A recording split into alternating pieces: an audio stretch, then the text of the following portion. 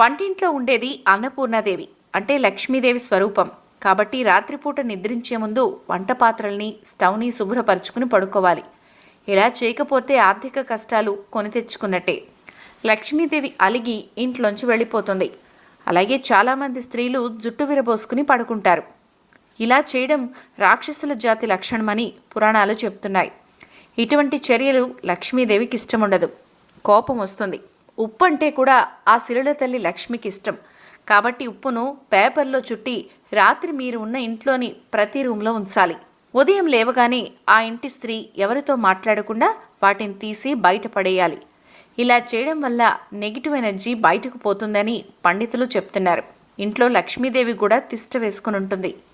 ఇంట్లో చీపుర్ని దక్షిణ దిక్కున మాత్రమే పెట్టాలి, వేరే ఏ దిక్కున ఉంచకూడదు.